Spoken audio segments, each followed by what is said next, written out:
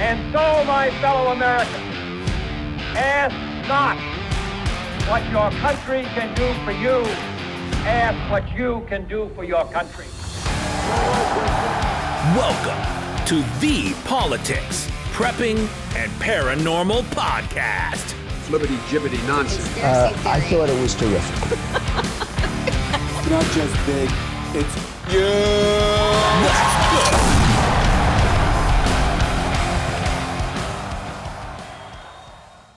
Welcome, and thanks for listening to the Politics, Prepping, and Paranormal Podcast.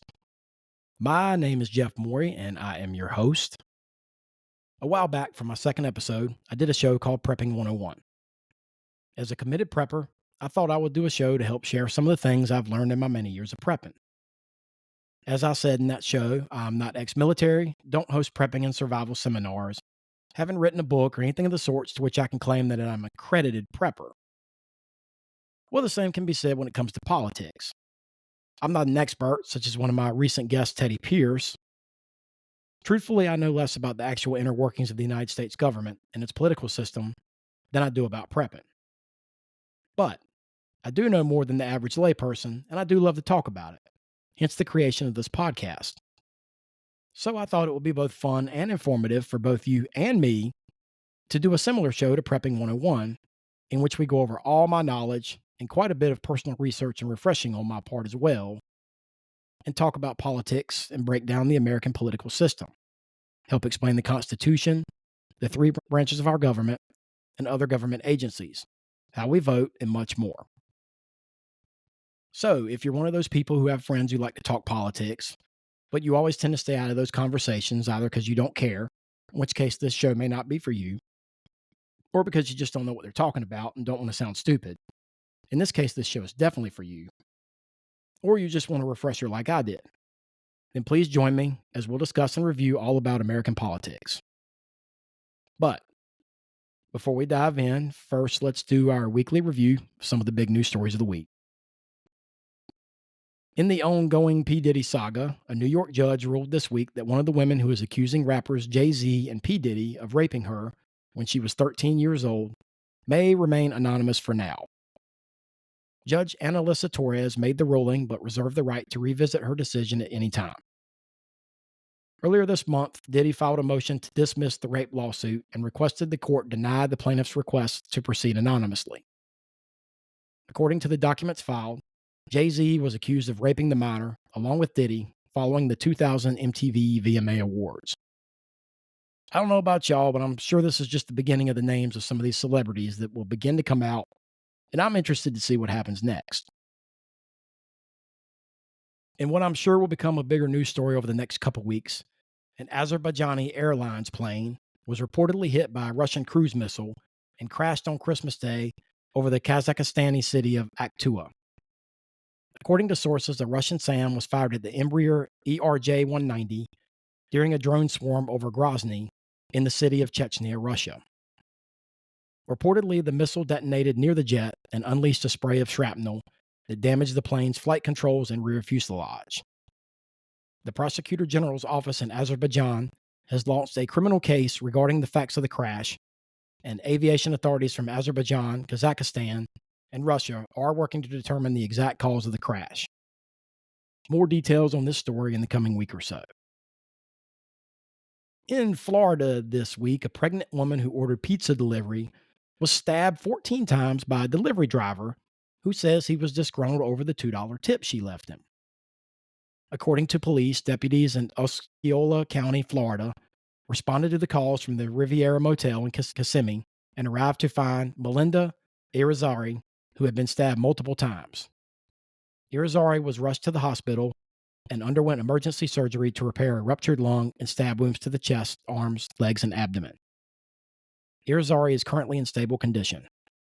According to sources, Brianna Alvillo, the delivery driver, left the hotel room after receiving the $2 tip and later returned with an armed, unknown male suspect and forced their way into the room, after which Alvillo attacked and stabbed Irizarry. The unknown male suspect is still at large. Our prayers go out to Irizarry. No one deserves that regardless of whether she left a crappy tip or not. In my final news story of the week, President Trump has filed an amicus brief in the U.S. Supreme Court asking the court to extend the deadline that would shut down social media app TikTok. Currently, as of now, the U.S. Supreme Court is expected to hear arguments on January 10th, 2025, on the law that requires a divestment of TikTok from, quote, foreign control. TikTok is owned by ByteDance, a company based in Beijing and that has ties to the Chinese Communist Party. Trump has been advocating for TikTok and said in a statement that, quote, he alone possesses the consummate deal-making experience, the electoral mandate, and the political will to negotiate a resolution to save the platform while addressing national security concerns expressed by the government. This will get interesting over the next few weeks. Stay tuned. Okay, that's what's happening in the news this week. So let's get into Politics 101. I'll discuss our government in depth, how it's run, and how we vote. But before we start breaking down how our government operates, we first have to go back to the beginning. The year is 1787. 11 years prior, on July 4th, 1776, the 13 American colonies won their independence from Great Britain. The colonies had created and ratified the Articles of Confederation that served as the original framework of the U.S. government. As the colonies continued to grow and expand, the Continental Congress realized that the existing Articles of Confederation was ineffective at successfully governing the colonies, and that a new constitution needed to be written and established that would strengthen the Union and provide an all-encompassing framework for which to govern that would be respected and universally recognized. So on March 4th, 1789, the existing Articles of Confederation was replaced with what we now know as the U.S. Constitution. For 236 years now, the Constitution has been the proud, clear, and effective supreme law of our country. In it, there are 7 articles that define and structure our government, and 10 Bill of Rights that establish basic rights given to all our citizens. They are free speech, the right to bear arms, assurance that the government may not force homeowners to allow soldiers to use their homes, assurance that the government may not unreasonably search and seize individuals on their property, the right to a jury of one's peers when accused of a crime, the right to a speedy trial and representation by an attorney, protection from excessive bail and fines and cruel and unusual punishment, clear definition that constitutional rights are not our only rights, and limitation of the power of the federal government to only what is designated in the Constitution. All others belong to the states. That's basically the cliff notes of the Constitution. I bet there are a few things you might not know. Did you know nowhere in the Constitution does it say anything about or guarantees that the United States be a democracy?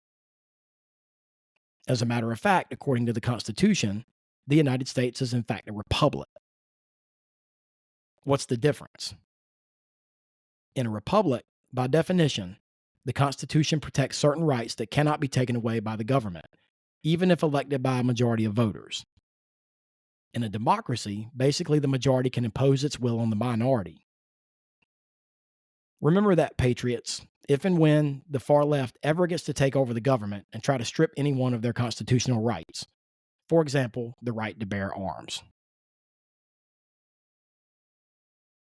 4 other interesting facts you may not know are: 1, the Constitution is both the oldest and the shortest written constitution of any major government in the world, at only 4,400 words.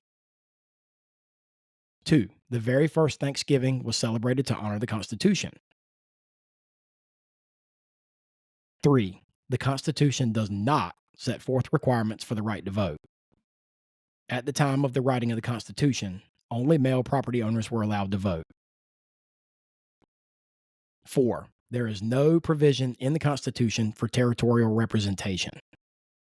What that means is U.S. territories such as Puerto Rico are not guaranteed the right to send representatives to Congress or allowed to vote on U.S. legislation. As a conservative Christian, I look around the world today, and especially our country, and I see woke ideology spreading like a disease. One of the most troubling things to imagine is far-left woke Democrats having their way and trying to amend the Constitution. Thankfully, the Founding Fathers made it very difficult to amend the Constitution. In order for the Constitution to be amended, either 2/3 of both the House and the Senate have to propose an amendment, or 2/3 of state legislators can request a convention to propose an amendment, and 3/4 of state legislators or state conventions must ratify the amendment. In our history, the Constitution has only been amended 27 times, but amendments have been proposed over 11,000 times. So that's a bit about the Constitution and some interesting facts you may not have known. Now let's talk about our actual government. The Constitution established the federal government and broke it into 3 branches: the executive, the legislative, and the judicial. The executive branch comprises the president, the vice president, their cabinet, and most federal agencies. The legislative branch comprises Congress, which is the House of Representatives and the Senate. The judicial branch comprises the Supreme Court and other federal courts. Basically, the executive branch, primarily other federal agencies, carries out and enforces our laws. The president is the head of our country and is also the commander-in-chief of our armed forces. The vice president mainly just supports the president, but he or she is also the head of the Senate. The vice president rarely presides over the Senate, except in cases in which they will cast the deciding, tie-breaking vote in the event there is a tie upon voting for legislation. The cabinet is comprised of high-ranking government officials and heads of agencies such as the directors of the FBI and CIA, Secretary of State, and Treasury Secretary, as well as many others. The president also nominates the members of the Joint Chiefs of Staff, which make up the highest-ranking military officers in the U.S. military. I've said before one of the mistakes of Trump's last term was nominating woke Mark Milley as the chairman of Joint Chiefs of Staff. Although they have no real operational authority and are merely advisors, but for many they're the face of their respective military branches. So now let's break them down and explain each branch's roles and powers a little more. Let's begin with the executive branch. The president is the highest office in the U.S. government and generally considered the most powerful political official in the entire world, rivaled arguably by maybe only the president of China. The president is the head of state and the commander-in-chief of the U.S. military. Powers of the president include signing legislation into law, vetoing bills enacted by Congress, issuing pardons for federal crimes, issuing executive orders, negotiating and signing treaties, and directing executive officers. Some of these powers, of course, have to be approved by Congress, but generally speaking, no one holds more individual power than does the president. The vice president serves as the president of the Senate and to stand ready to assume the presidency at any time if necessary. The role of the vice president has varied greatly over time, as individual duties are generally assigned by the sitting president. Some vice presidents have been simply advisors to the president, and some have been much more active and involved. The cabinet, well, that one would take a whole lot of time to break down and explain. I can say that the cabinet is comprised of 15 executive departments. An important thing to know is that they play a very important role in the line of presidential succession. Has anyone ever seen the TV show Designated Survivor? In the show, Kiefer Sutherland plays the Housing and Urban Development Secretary, who in the show is what is called the designated survivor. This is not a made-up scenario. This is true in real life. Whenever there is a big meeting of most of the U.S. government, one person, usually a cabinet member, is actually kept distant from all others in a secure location in the case, as in what happens in the show, that most all of the other members are killed, so that there will be a clear line of succession and that person assumes the presidency and we will have continuity of government. Unfortunately, I would have to do multiple shows to break down each agency and its structure, so I'll just name the specific agencies that comprise the cabinet. We have the Department of Agriculture, Department of Commerce, Department of Defense, the Department of Education, the Department of Energy, Department of Health and Human Services, the Department of Homeland Security, the Department of Housing and Urban Development. Here's looking at you, Kiefer. The Department of the Interior, the Department of Justice, the Department of Labor, the Department of State, the Department of Transportation, the Department of the Treasury, and the Department of Veterans Affairs. All of these agencies' respective directors are called secretaries, except for the head of the Justice Department, who is referred to as the Attorney General. All right, that pretty much covers the executive branch. The legislative branch makes up both houses of Congress, the House of Representatives and the Senate. There are 435 members of the House of Representatives and 5 delegates that represent the District of Columbia, which is Washington, D.C., the U.S. Virgin Islands, Guam, American Samoa, and the Commonwealth of the Mariana Islands. While these delegates are members of the House and are given some House authority, they can't vote on legislation and are mainly symbolic, so to speak, positions. Their term, however, is 4 years, and the state members of the House's term is for only 2 years. The number of representatives for each state is proportionate to its population. So, for example, Wyoming, the least populated state, has only 1 representative. In California, the most populated state, has 52. Every 10 years, membership is reapportioned with a new census. So states such as Texas that have a surging population, thanks Joe Biden for opening the border, will undoubtedly gain even more seats.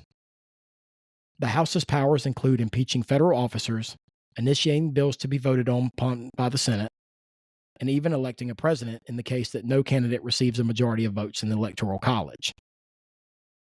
Leadership of the House starts with the Speaker of the House, who is also third in line to be president in the event of death or assassination of the president and the vice president. That person is chosen by the majority party at the time, both the majority and minority leader, each also chosen by their respective parties, and a majority and minority whip. What exactly is a whip, you might ask? Well, a whip, also elected by their parties, makes sure all party members are present and keeps track of all legislation for the majority and minority leaders. They are considered the second most powerful members of their parties behind either the majority or minority leader. There is also a chief deputy whip, yes, I'm serious, that serves as the assistant to the whip and is chief vote counter. The Democrats actually have multiple chief deputy whips, and Nancy Pelosi established herself an assistant Democratic leader in 2011. No abuse of power there by everybody's favorite insider trader. All right, that's a bit on the structure and inner workings of the U.S. House of Representatives. Now let's talk about the upper chamber, the Senate. Why is it called the upper chamber, you might ask? Well, for starters, there are only 100 members of the Senate, 2 per state. The Founding Fathers set it up this way, both to help provide checks and balances, and so that smaller population states, such as Wyoming, wouldn't be unfairly left out of decisions and legislation that could affect them and be biased toward those more populated states.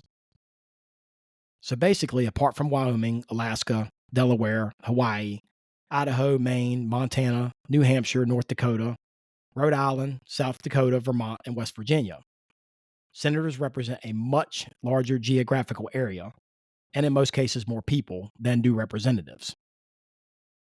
In addition, the Senate also holds powers that the House does not, such as giving approval to appointments of cabinet secretaries and federal judges, overseeing the federal budget, longer terms, stricter qualifications.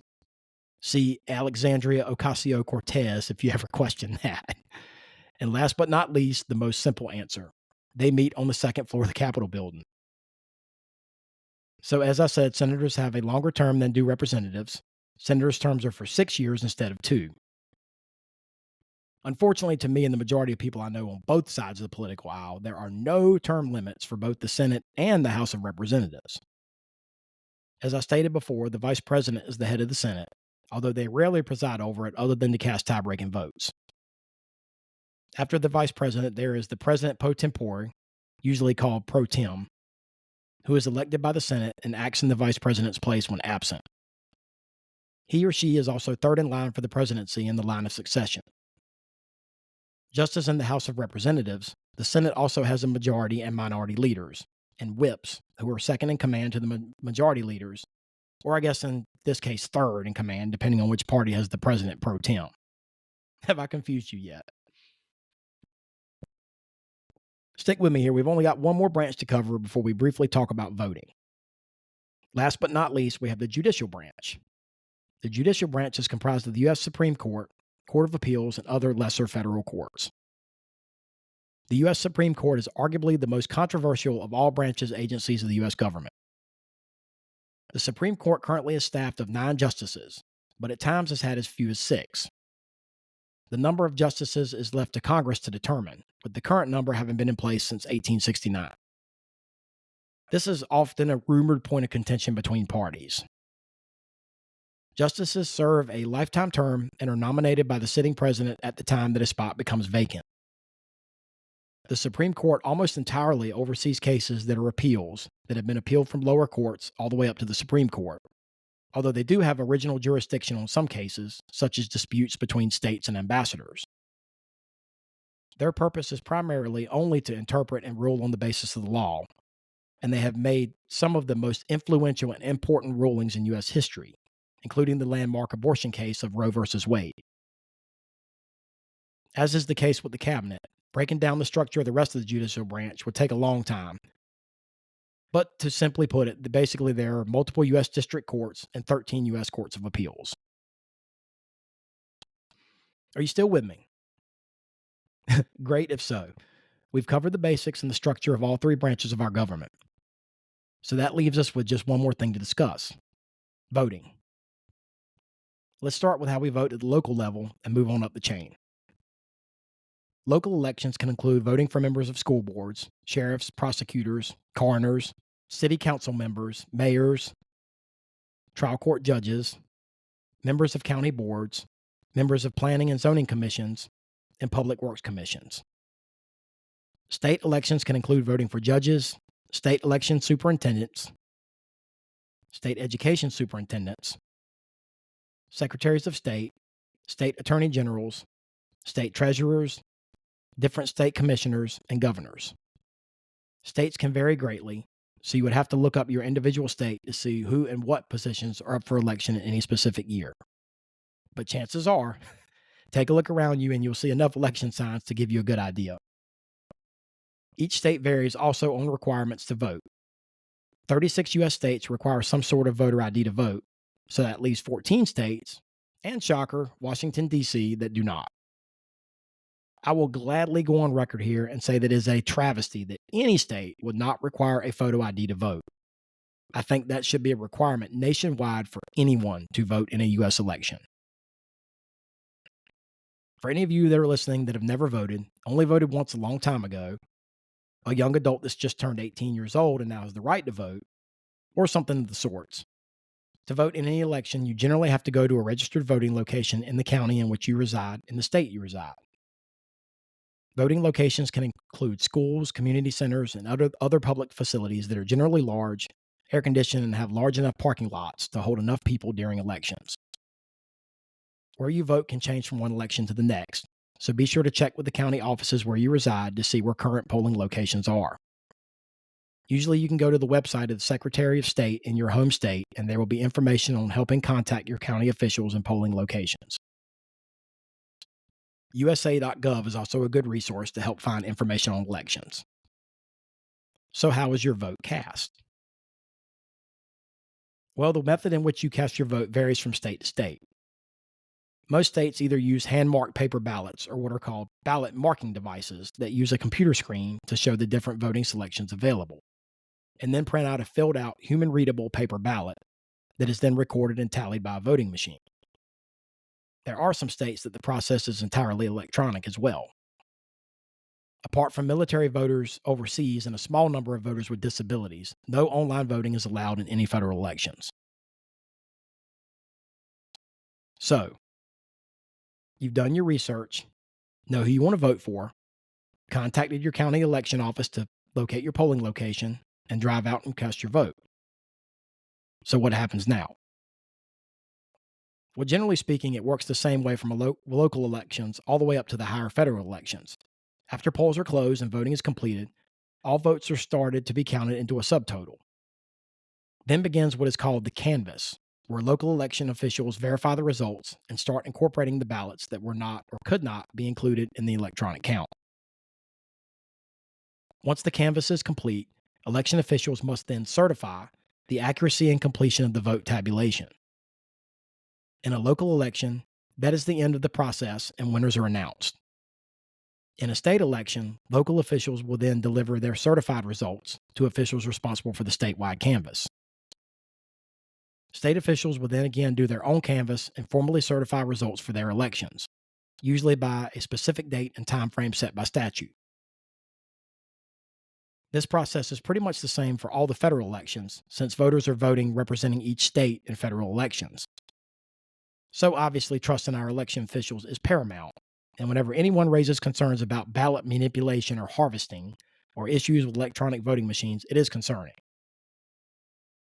We won't get into any of that in this episode in the interest of time, but that is the basic general process to which votes are counted along the way for all elections except for the president and vice president. That's where it gets tricky.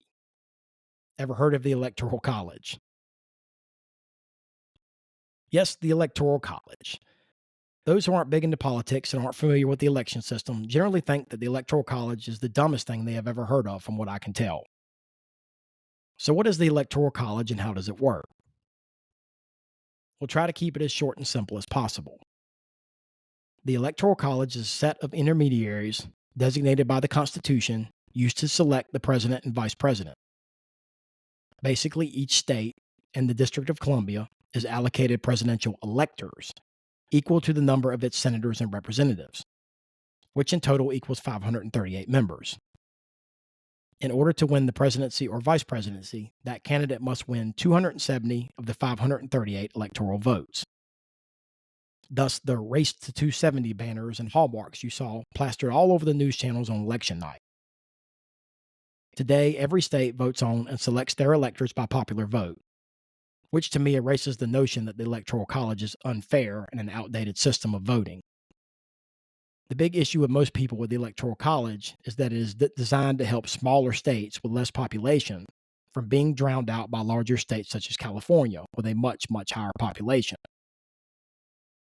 If the nation ever went to a straight popular vote, essentially those states with a massive population would control the majority of the votes for the president and vice president, who would surely govern in favor of those areas without regard for the rest of the country, and especially the rural and more isolated areas.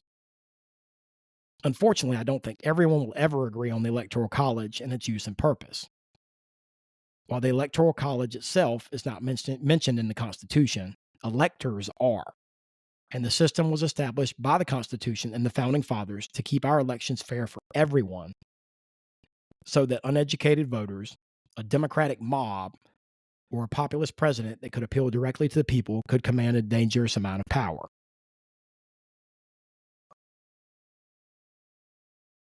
All right, I think that covers most of what I want to discuss about politics and our political system. The only other thing I will discuss is some terms and phrases you may have heard that you may not know what they are or what they mean. Here are a few. First, have you ever seen election signs for your local elections out on the street that say "Vote against at large"? Don't know what that means? Well, that means simply that particular elected official represents a large area instead of a single district, subset, or subdivision. For example, if we were referring to a representative from the House of Representatives, that would mean that individual would represent an entire state instead of a specific part of it. When referring to a city council member, that would mean the entire city would cast a vote for that official, not a specific township or area. Another term you might not be familiar with is gerrymandering. In simple terms, gerrymandering refers to manipulating the boundaries of an electoral area to try to favor one party or class. You will often hear this discussed when it refers to areas with a large number of minority voters, where parties are often accused of trying to manipulate voting districts to minimize a minority vote. Occasionally, you will hear the term filibuster come up when hearing news channels discuss Congress. In simple terms, a filibuster is a political process or procedure where one or more members of a legislative body more than often not Congress, prolonged debate on proposed legislation to try to delay or even prevent a decision. The last time the filibuster was used, I can recall, is 2021, when then Speaker of the House Kevin McCarthy set a record for the longest speech on the House floor at 8 hours and 33 minutes. He was speaking in opposition to Joe Biden's disastrous Build Back Better Act. One other term you probably heard tossed around a lot during election season, PAC or Super PAC. A PAC is a political action committee, which essentially is a tax-exempt organization that raises money for candidates in their campaigns. A Super PAC is an independent expenditure-only committee that can raise unlimited sums of money from corporations, unions, individuals, and associations, and then spend as much as they want to advocate for or against political candidates. They are forbid from donating money directly to individual candidates, but they nonetheless have an enormous amount of power and influence in swaying political elections. It is said that in 2023, Kevin McCarthy won the Speaker of the House by backdoor deals made by super PACs that had ties to McCarthy. All right, then, there is so much about politics we could keep talking about. But in the interest of time, and hopefully the fact you're still with me at this point, I think that is a pretty good Cliff Notes on American politics. Hopefully I answered some questions and gave you a little more insight and understanding into our political system and how it works. I really enjoyed doing this episode personally. It really gave me a chance to do some review on a few things I'd probably forgotten and brush up on my politics knowledge as well. So the next time you hear someone in a deep political discussion, dive right in. Too often, what we say or do has little effect on that most of these crooked politicians do in Washington. But it is your right as a U.S. citizen to vote and speak your mind. The only way to institute true change is to get involved and let your voice be heard. If more good people would get out there and stand up for what's right, the world would be a much better place. Until next time, thanks for listening. Please be sure to like and follow the show on social media, Facebook, X, Truth Social, or email me at thepppodcast@yahoo.com.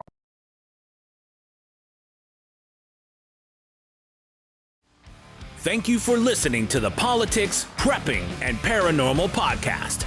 Your source for real news and analysis on politics, prepping, paranormal, conspiracy theories, and the volatile state of the world we live in. Tune in next week and every week for a new episode. And stay safe, stay healthy, and stay vigilant.